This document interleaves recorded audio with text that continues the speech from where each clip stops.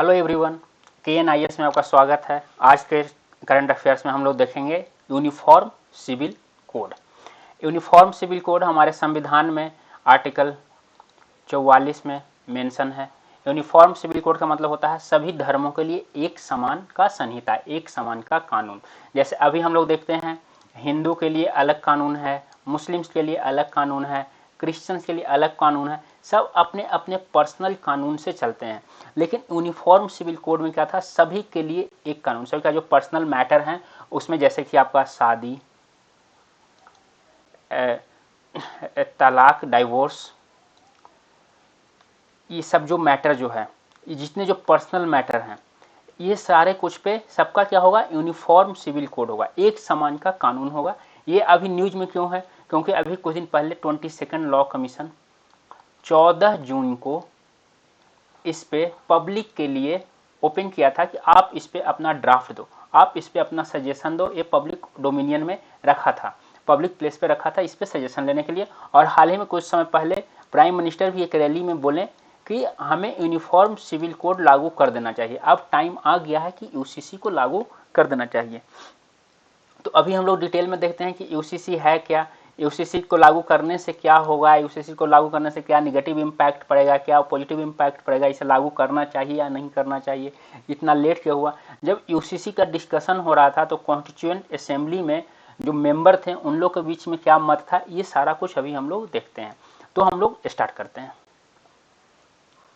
Uniform civil code अभी news में रहने का मेन रीजन क्या था, अभी न्यूज में चल रहा है, बहुत ज़्यादा न्यूज में है, क्योंकि लॉ कमीशन जो है वो व्यूज और प्रपोजल पब्लिक से यूसीसी के बारे में मांगा है कि आप अपना व्यूज दो। 1 महीने का टाइम दिया है, ये 14 जून से ये विंडो लागू हुआ था, 1 मंथ के लिए टाइम मांगा गया है। 1 मंथ में आप अपना व्यूज प्रपोजल जो है, अगर आप भी देना चाहते हो तो लॉ कमीशन के ऑफिशियल साइट पे जाकर आप वहाँ पे अपने व्यूज को दे सकते हो, वहाँ पे आपको प्रपोजल देने का ऑप्शन आएगा। तो इसी तरह पीएम मोदी जो थे वो भी यूनिफॉर्म सिविल कोड के लिए पुश किए थे, बोल जैसे वो अपने स्पीच, रैली स्पीच में बोले थे कि एक ही देश में अलग अलग धर्म के लिए अलग अलग कानून नहीं होना चाहिए, एक ही देश में वुमेन के लिए कोई और कानून है, मेन के लिए कोई और कानून है, ऐसा नहीं होना चाहिए। कहीं पे वुमेन को ज़्यादा फैसिलिटी मिला हुआ, कहीं पे कम किसी धर्म में, तो ये सारा कुछ नहीं होना चाहिए, ये सारा कुछ वो बोले थे। तो इसीलिए अभी यूनिफॉर्म सिविल कोड जो है वो हमारा न्यूज में चल रहा है। अगर हम देखें कि यूनिफॉर्म सिविल कोड है क्या, तो ये हमारे संविधान के 44वां अनुच्छेद में रखा गया है, इसको डाला गया। इसका मतलब क्या होता है, common legal framework for personal laws for all Indian citizen irrespective of religion. Religion से इसमें मतलब नहीं रहेगा, रिलीजन का इसमें कोई मतलब नहीं है, आप कोई भी रिलीजन का रहो, डजेंट मैटर, सबके लिए कॉमन पर्सनल लॉज होंगे, एक समान का निजी जो कानून है, जो जैसे वो सबके लिए एक समान का होगा। यानी कि यहाँ पे हम वो देखें तो ये राइट टू इक्वलिटी का बात कर रहा है कि सभी के लिए इक्वलिटी होना चाहिए, सबके लिए राइट टू इक्वलिटी का मैटर यहाँ पहुंचे, सबको एक समान का कानून होना चाहिए, सबके लिए एक फ्रेमवर्क होना चाहिए, सारे इंडियन सिटीजन के लिए। उनके वो धर्म के आधार पे या रेस के आधार पे इस तरह से किसी भी तरह से उनका बंटवारा नहीं होना चाहिए। अलग अलग, जैसे अभी मुस्लिम धर्म जो चलता है, मुस्लिम जो हैं वो शरिया लॉ से चलते हैं, शरीयत के अनुसार। शरीयत लॉ कब आया है, 1937 में, इतना पुराने एक से। हिंदू जो है वो Hindu marriage act, Hindu divorce act, ये सब जो है उससे चलता है। तो ये सारा इशू यहाँ पे इसको लिए ये रखा गया था, लेकिन इसे अभी तक इम्प्लीमेंट नहीं किया गया। ये पार्लियामेंट पे छोड़ दिया गया था कि पार्लियामेंट को जब उचित लगे, जिस समय पार्लियामेंट को उचित लगे उस समय इसे लागू कर देना चाहिए। ये अभी एक ही इंडियन स्टेट है जहाँ पे यूसीसी लागू है, वो इंडियन स्टेट है गोवा। गोवा में ये लागू है। और दूसरा जो इंडियन स्टेट है उत्तराखंड, उत्तराखंड में इस पे कमेटी बना हुआ है, और वो कमेटी जो है वो अपने लास्ट फेज में पहुंचा हुआ है, इसको ड्राफ्ट कर रहा है, इस पे कानून ड्राफ्ट कर रहा है। उत्तराखंड जो है वो इस पे एक कमेटी बनाकर इस पे काम कर रहा है। तो यूनिफॉर्म सिविल कोड क्या है, ये सारे जो पर्सनल लॉ हैं अलग अलग धर्म के, वो सबको ये क्या करेगा, रिप्लेस कर देगा, और सभी के लिए एक समान का कानून लाएगा पूरे इंडियन सिटीजन के लिए। जैसे उसमें क्या होगा, पर्सनल मैटर जैसे मैरिज हो गया, डाइवोर्स हो गया, इनहेरिटेंस हो गया, एडॉप्टेशन हो गया, मेंटेनेंस हो गया, ये सारा कुछ वो एक साथ लाएगा, सबके लिए, सारे धर्मों के लिए एक रहेगा। यानी कि जितने जो हमारा जो पर्सनल मैटर्स हैं सबके लिए एक समान का कानून रहेगा। ये यहाँ पे लाने के लिए यूसीसी में किया गया है, प्रपोज किया गया है। ये क्या क्या कवर करेगा, जैसे मैरिज हुआ, डाइवोर्स हुआ, मेंटेनेंस हुआ, इनहेरिटेंस हुआ, एडप्टेशन हुआ, सक्सेशन ऑफ प्रॉपर्टी हुआ, जो कि हर धर्म का अलग अलग है। लेकिन ये जब यूनिफॉर्म सिविल कोड आ जाएगा तो सभी के लिए एक समान हो जाएगा। जैसे अगर हम बात करते हैं तो अभी अगर एक कॉमन, कुछ तो कॉमन है, जैसे मैरिज, मैरिज के लिए मिनिमम एज 18 और 21 है। जैसे अभी हाल ही में इस गवर्नमेंट जो था इसको क्या करने का प्रयास कर रहा था, गर्ल्स लोग के लिए 21 करने के लिए प्रपोजल लाया था, जो कि बहुत हंगामा हो रहा था। लेकिन अगर हम मुस्लिम धर्म में देखते हैं, मुस्लिम रिलीजन में, तो शरीयत लॉ के अनुसार, शरीयत लॉ के अनुसार जैसे ही गर्ल्स पॉवर्टी को पार करती है वो मैरिज के लिए वो मैरिज करने के लिए इलीगली तैयार हो जाती है, उससे मैरिज किया जा सकता है। तो ये एक बहुत बड़ा इशू है। उसके बाद और क्या है, मुस्लिम धर्म में क्या है, पॉलीगेमी है, यानी कि एक साथ आप 4 शादी कर सकते हो। तो ये, लेकिन हिंदू धर्म में ऐसा नहीं है। तो ये सबको एक करने के लिए ये यूनिफॉर्म सिविल कोड, अब एक साथ आप 4 शादी कर ले रहे हो तो ये गलत है या नहीं है। तो यहाँ पे ये सारा कुछ है सबके साथ। अगर डाइवोर्स का बात हो, जैसे अभी ट्रिपल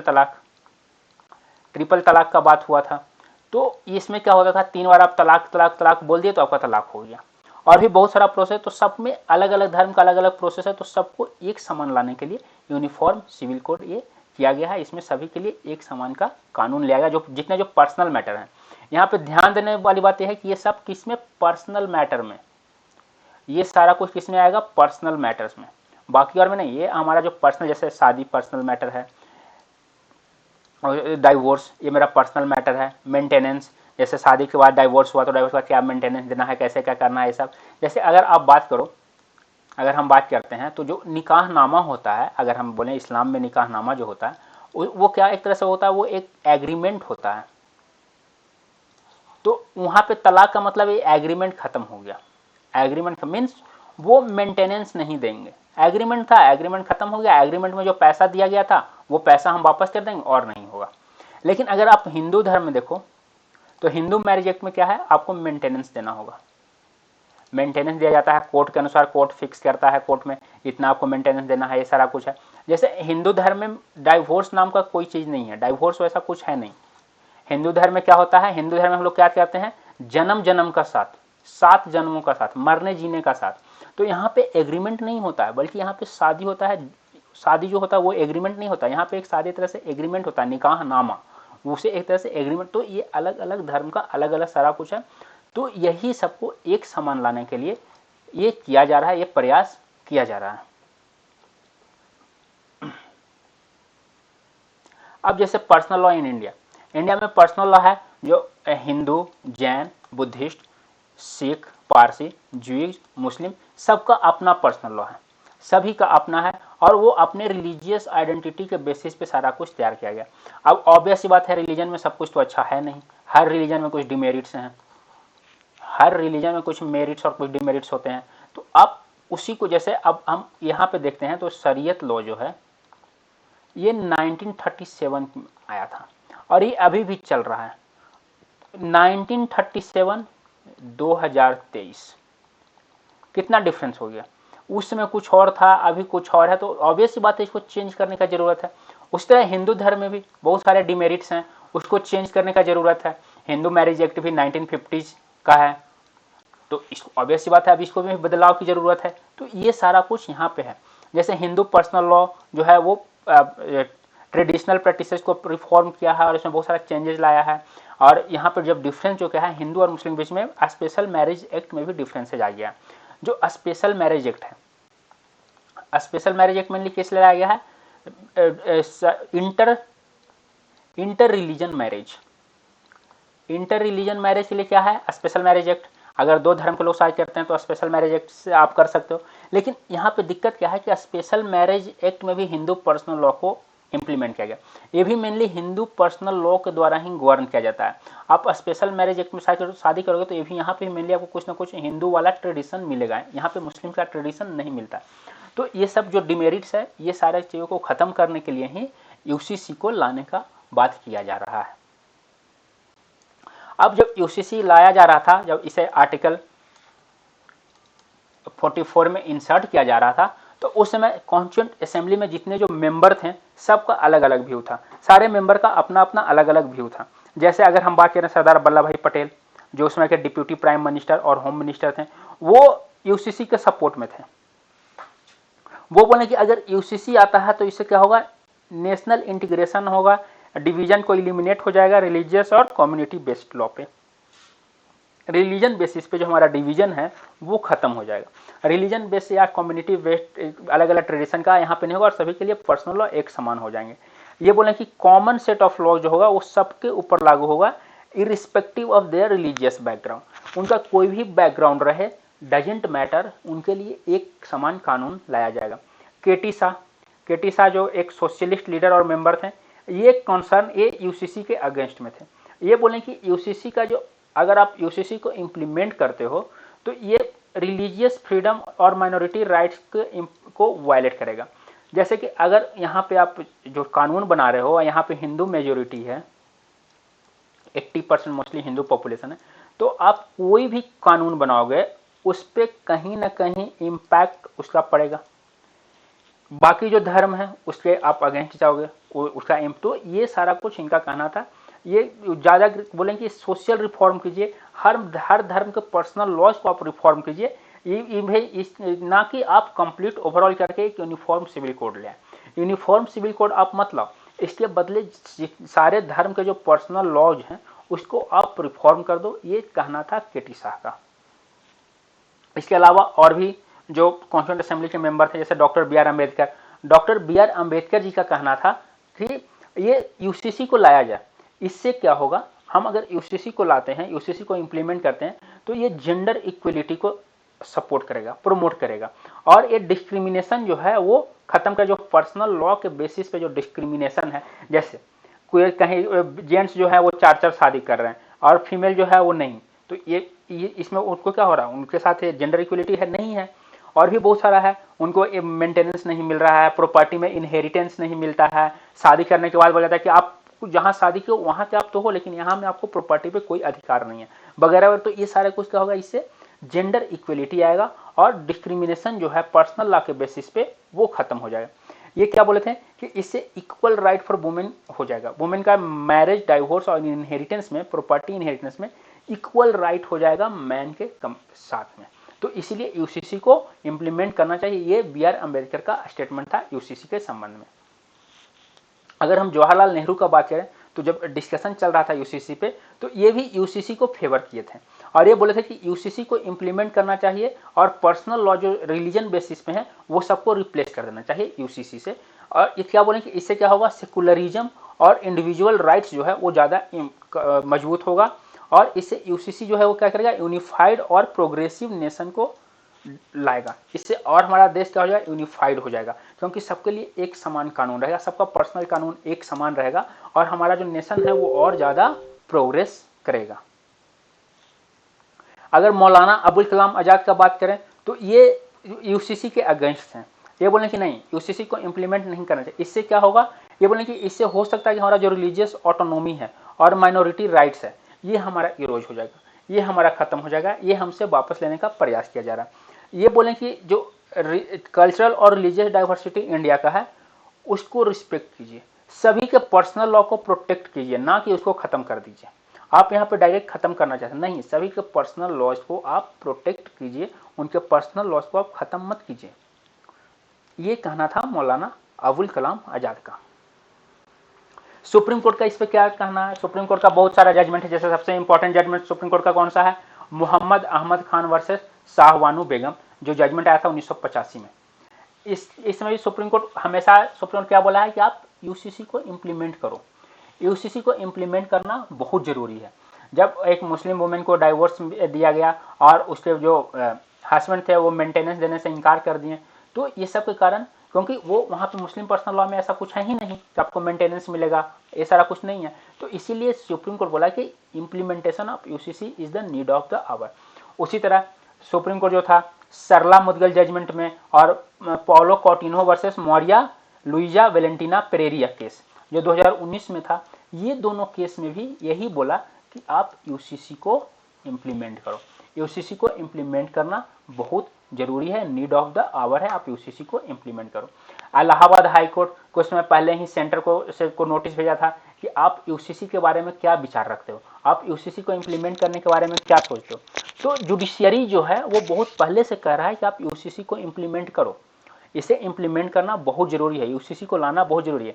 लेकिन इवन सुप्रीम कोर्ट बोला कि यूसीसी को कब इम्प्लीमेंट किया जाएगा, कब इस पर कानून लाया जाएगा, ये काम जुडिशियरी का नहीं है, इस पे जुडिशियरी कुछ नहीं कर सकता। जुडिशियरी बस ये बोल सकता है, लेकिन एक काम किसका है, ये काम है लेजिस्लेटिव का, ये काम है लेजिस्लेचर पार्लियामेंट का। पार्लियामेंट कब चाहेगा, जब पार्लियामेंट चाहेगा तभी ये आएगा, हम इस पे कुछ नहीं कर सकते, हम इस पे पार्लियामेंट पे प्रेशर नहीं दे सकते हैं, हम बस बोल सकते हैं, सजेस्ट कर सकते हैं, बाकी लाना और न लाना ये काम जुडिशियरी ये सॉरी लेजिस्लेचर का है, पार्लियामेंट देखेगा। लॉ कमीशन, लॉ कमीशन इससे पहले 21 लॉ कमीशन का जो स्टेटमेंट था ये बोला था कि अभी यूसीसी का जरूरत नहीं है, UCC is neither necessary nor desirable at this stage. 21 law commission का स्टेटमेंट था कि इस स्टेज पे अभी जहाँ पे इंडिया पहुंचा हुआ है यहाँ पे ना तो यूसीसी जरूरी है ना ही डिजायरेबल है, क्योंकि अब यहाँ के लोग इस स्टेज पे पहुंच गए हैं कि अब आपको यूसीसी की जरूरत ही नहीं है, सब लोग लगभग एक तरह से कानून को फॉलो करते हैं, इतना दिक्कत नहीं है, ठीक है। तो वही 185 पिछला 2018 में लॉ कमीशन जो था एक कंसल्टेशन पेपर निकाला था on the reform of family law. तो इसमें लॉ कमीशन बोला कि जो फैमिली लॉ है उसको आप रिफॉर्म करो, वो सारे जो फैमिली लॉ हैं वो रिफॉर्म होना चाहिए, लेकिन यूसीसी को भी लाने की जरूरत नहीं है। लेकिन वही अभी जब 22 लॉ कमीशन आया तो ये यूसीसी पे ड्राफ्ट प्रपोजल तैयार कर रहा है, ये सबका सजेशन ले रहा है, और ये मीन्स टोटल पॉलिसी जो है वो गवर्नमेंट का कंप्लीटली चेंज हो गया। Discriminatory practices produce and stereotypes with a particular religion and it's personal law should be studied and amended. Means क्या बोला आप लॉ कमीशन कि आप यूसीसी मत लाओ, यूसीसी लाने का कोई जरूरत नहीं है, जितने जो पर्सनल लॉ हैं आप उसको स्टडी करो, अच्छे से रीड करो, और उसमें जितने जो डिस्क्रिमिनेटरी प्रैक्टिसेज हैं, जहाँ से डिस्क्रिमिनेशन हो रहा है, प्रिजुडिसेज हो रहे हैं, भेदभाव हो रहा है, जो स्टीरियोटाइप है जो बहुत लंबा समय से चलता आ रहा है स्टीरियोटाइप, वो सबको आप अमेंड कर दो, वो सबको आप चेंज कर दो, ना कि सबके लिए एक समान कानून ले आओ। ये अब जरूरत नहीं है इस देश में, इस स्टेज पे अभी इसकी बिल्कुल भी जरूरत नहीं है।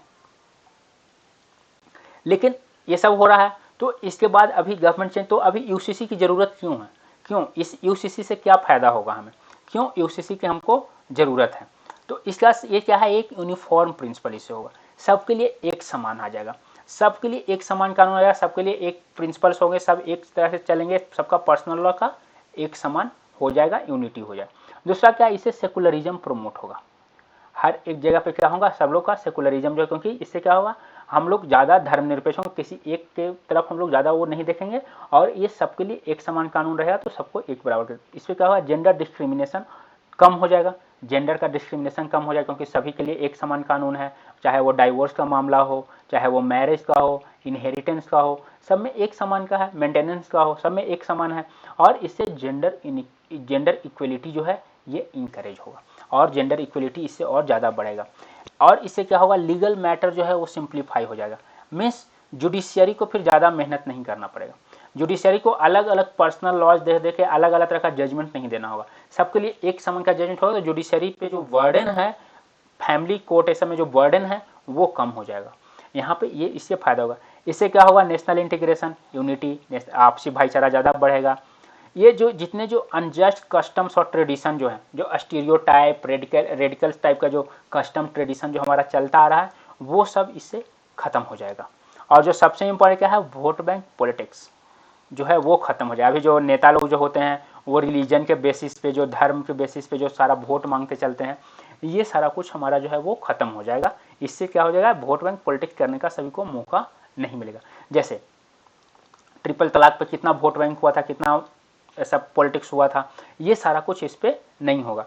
लेकिन यूसीसी के साथ बहुत सारा चैलेंजेस भी है, ऐसा नहीं है कि इतना आसान नहीं है यूसीसी को इम्प्लीमेंट करना। हमारे यहाँ पर्सनल लॉ जो है वो बहुत ज़्यादा डाइवर्स, और कस्टमरी प्रैक्टिस जो है बहुत ज़्यादा डाइवर्स हैं। इंडिया का जो डाइवर्सिटी जो है, इंडिया का डाइवर्सिटी बहुत ज़्यादा, बहुत ही डाइवर्स कंट्री है। यहाँ पे ऐसा नहीं कि अगर आप हिंदू का बात करो, सिर्फ हम हिंदू रिलीजन का ही बात करते हैं, तो आप हिंदू रिलीजन में ही हजार कस्टम्स और ट्रेडिशन है, अलग अलग स्टेट्स में अलग अलग कस्टम्स ट्रेडिशन है, अलग अलग रीजन में अलग अलग कस्टम्स ट्रेडिशन है। तो इतना आसान नहीं है कि सबको आप एक साथ ले आओ। इससे क्या होगा, बहुत ज़्यादा डिससेटिस्फेक्शन हो सकता है, इससे क्या मे बी इनस्टेबिलिटी हो सकता है, अशांति हो सकता है देश में। तो ये सारा रीजन हो सकता है। Resistance from religious and minority groups, जैसे अभी ही हम लोग देख रहे हैं, जैसे जब AIMPLB all India Muslim personal law board, ये क्या है, ये बोला कि हम यूसीसी को सपोर्ट नहीं करेंगे। बहुत सारे नॉर्थ ईस्ट के जो ट्राइब्स हैं वो बोल रहे हैं कि हम यूसीसी को सपोर्ट नहीं करेंगे, ये हमारे ट्रेडिशन कस्टम को ख़त्म कर देगा। बहुत सारे इधर भी ट्राइबल्स हैं वो भी बोल रहे हैं कि हम लोग का जो ट्रेडिशन और कस्टम्स है इसके अगेंस्ट हो जाएगा। तो इससे और क्या हो सकता है, इससे और ज़्यादा अशांति हो सकता है, रॉयट हो सकता है, लॉ एंड ऑर्डर प्रॉब्लम हो सकता है, ये सारा कुछ हो सकता है। तीसरा जो चैलेंज है, सबसे बड़ा चैलेंज, वो क्या है, लैक ऑफ पॉलिटिकल विल। सबसे जरूरी पॉलिटिकल विल। कोई भी नेता, कोई भी पार्टी ये नहीं चाहेगा कि उसका वोट बैंक खराब हो। जो भी ये अगर कोई लाता है यूसीसी को, तो उसको बहुत ऐसा हो सकता है कि उसको अगले साल चुनाव न जीत पाए, हो सकता है अगले साल सत्ता से बाहर हो जाए। तो इसमें एक बहुत बड़ा रिस्क है। तो इसके लिए एक बहुत बड़ा पॉलिटिकल विल और कंसेंसस चाहिए। कंसेंसस इन द सेंस कि सभी पॉलिटिकल पार्टी को मिलाकर चलना होगा। अब ऐसा ही नहीं है कि आप जब मन किया आप यूसीसी को लेते हैं। यूसीसी एक बहुत ही सेंसिटिव मैटर है। आप सभी के पर्सनल जो कानून है उसके साथ आप चेंजेस ला रहे हो, पर्सनल चीज के साथ आप धर्म के साथ चेंजेस ला रहे हो। यहाँ पे बहुत रेडिकल्स हैं, बहुत फंडामेंटलिस्ट हैं। तो ये सारा कुछ यहाँ पे पॉलिटिकल बिल जो है ये सबसे ज़्यादा चाहिए। और यहाँ पे क्या बोला जा रहा है कि वायलेशन ऑफ फंडामेंटल राइट्स। बहुत सारे लोग बोल रहे हैं कि यूसीसी को आने से आर्टिकल 25, 26 और आर्टिकल 29 ये वायलेट हो रहा है, ये इसके अगेंस्ट जा रहे हैं। क्योंकि ये सब हमें क्या होता है, अपना पर्सनल जो रिलीजन जो है वो हमें पर्सनल बेसिस पे सारा कुछ करने के, अपने रिलीजन के अनुसार सारा कुछ करने का परमिशन देता है, ये हमारा मूल अधिकार है। और यूसीसी जो है वो 25 और 26 के अगेंस्ट जा रहा है। उसी तरह 29 में क्या है, माइनॉरिटीज़ को अपने अनुसार अपने ट्रेडिशन, अपने कस्टम्स को कैरी फॉरवर्ड करने का अधिकार दिया गया है। लेकिन यूसीसी में क्या बोला जा रहा है कि यूसीसी जो है वो इसके अगेंस्ट जा रहा है। तो ये भी एक चैलेंज है, क्योंकि ये अगर आप वायलेशन ऑफ फंडामेंटल राइट्स होता है तो आप कहाँ जाओगे, सीधा सुप्रीम कोर्ट। आप सुप्रीम कोर्ट चले जाओगे। यहाँ पे क्या कहाँ चले जाएंगे, सुप्रीम कोर्ट में। ये कॉन्स्टिट्यूशनल मैटर सुप्रीम कोर्ट में जुडिशियल रिव्यू में चला जाएगा। तो मे बी ये हो सकता है कि वहाँ पे ये कॉन्स्टिट्यूशन का वायलेशन में आ जाए, तो इसे हो सकता है वहाँ पे रद्द कर जाएगा, तो इससे और ज़्यादा अशांति होगा। तो ये सारा कुछ, इसमें बहुत सारा चैलेंजेज है। यानी कि इसमें आपको बहुत सारे ड्राफ्ट, चेंजेज, अमेंडमेंट्स, बहुत स्टडी, बहुत कुछ करना पड़ेगा। उसके बाद आप लाओगे। ऐसा नहीं है कि आज आप अनाउंस किए और कल आप ले आओगे। अभी इसे यूसीसी को आप जल्दीबाजी में नहीं ला सकते हो। इसके लिए एक अच्छा टाइम लेना होगा, अच्छे से स्टडी करना होगा, बहुत सारे चेंजेस करने होंगे, सबको कंसेंसस में लेना होगा, तभी आप ला सकते हो। प्रैक्टिकल डिफिकल्टीज एंड कॉम्प्लेक्सिटी जो अभी हम बात कर रहे हैं, इतने इसमें प्रैक्टिकल डिफिकल्टीज है, इतने आपको चेंजेस लाने होंगे, बहुत सारे कानून में चेंजेस लाने होंगे, बहुत सारे कानून को आपको नल एंड वाइड करना होगा। तो ये सारे में बहुत सारे, और इसमें बहुत सारा कॉम्प्लेक्सिटीज है। हर धर्म का अपना अपना कॉम्प्लेक्सिटीज है। हर कोई भी अपने धर्म के अगेंस्ट जाना पसंद नहीं करेगा, अपने ट्रेडिशन और कस्टम को छोड़ना पसंद नहीं करेगा। तो इससे भी बहुत कुछ इशू हो सकता है। तो ये सारा यहाँ पे चैलेंजेज यूसीसी के साथ आ रहा है। अब अगर हम बात करें कि वे फॉरवर्ड क्या है, क्या गवर्नमेंट को करना चाहिए, क्या सजेशन होना चाहिए, तो गवर्नमेंट को इसे जल्दीबाजी में हेस्ट में नहीं लाना चाहिए कि अभी आप अनाउंस किए हो और ले आओ। जैसे अभी बोला जा रहा है कि हो सकता है मानसून सेशन जो 19 जुलाई से स्टार्ट होने वाला है, इसमें यूसीसी का ड्राफ्ट लाया जा सकता है। तो ये एक जल्दीबाजी होगा। अभी आपको पहले इसके लिए सबसे प्रपोजल लीजिए, सबसे मीटिंग कीजिए, सारे पॉलिटिकल पार्टी से बात कीजिए, सभी से एक कंसेंसस में बात कीजिए। हर एक जितने जो इसमें जुड़े हुए हैं, जो लोग इससे अफेक्टेड होंगे, सारे स्टेक होल्डर्स जो हैं, सारे स्टेक होल्डर्स के साथ बात करके कंसेंसस में लेकर, इसके बाद अच्छे से स्टडी करके सारा कुछ करने के बाद ही इसे ड्राफ्ट में लाना चाहिए। यूसीसी जैसे इशू को, यूसीसी जैसे सेंसिटिव मैटर को कभी भी वोट बैंक पॉलिटिक्स बनाना सही नहीं है। इसे आप वोट बैंक पॉलिटिक्स नहीं बना सकते हो। इससे आप, इसका क्या हो जाएगा, ये बैक फायर कर जाएगा। यूसीसी आप जिस मोटिव से लाना चाह रहे हो ये इसके अगेंस्ट जाके आप पे ही बैक फायर कर जाएगा।